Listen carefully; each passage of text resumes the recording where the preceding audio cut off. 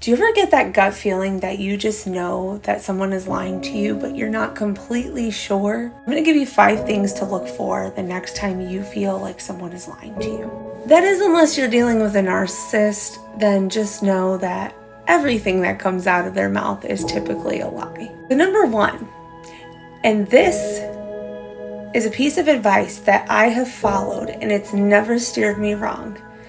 And it came from my father. He always said, if it doesn't make sense, it's probably not true. So let's just say you're newly dating someone and you're in that getting to know you phase and they're sharing about their past. And there's just pieces of it that don't make sense, right? It's likely because they're leaving pieces of the truth out of their story because they don't want you to know the actual truth. So that brings me to number 2.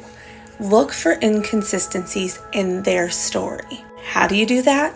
By asking lots of questions. When someone is lying to you, they struggle to keep their stories straight. So if you've heard the same story before, but it changes slightly, or there's any contradictions in their story, then it might indicate that they're not telling the whole truth. Number 3 is vocal cues. When someone is lying, their voice might change. So when someone is fabricating a story, they might seem more high-pitched, they might speak slower, they might pause frequently, or they might become defensive. Number 4 is body language.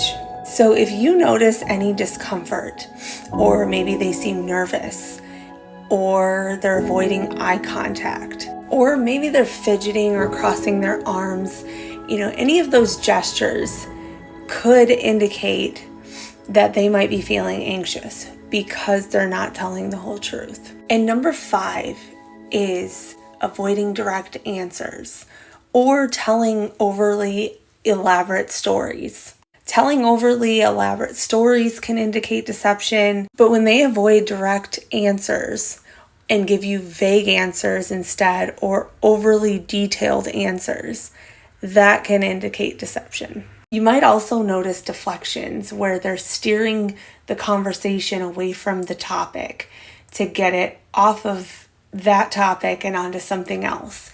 And that can indicate that they are hiding something that they don't want you to know. Now, I want you to keep in mind that these indicators aren't like this foolproof, guaranteed way to, pinpoint that someone is absolutely lying if they fit all these indicators. However, I have become a human lie detector, and these are indicators that I have learned and utilized in being able to tell when someone is lying to me. I've also learned to listen to my gut feeling, because there was a time when I had a gut feeling and didn't listen to it back when I first got with my narcissistic ex.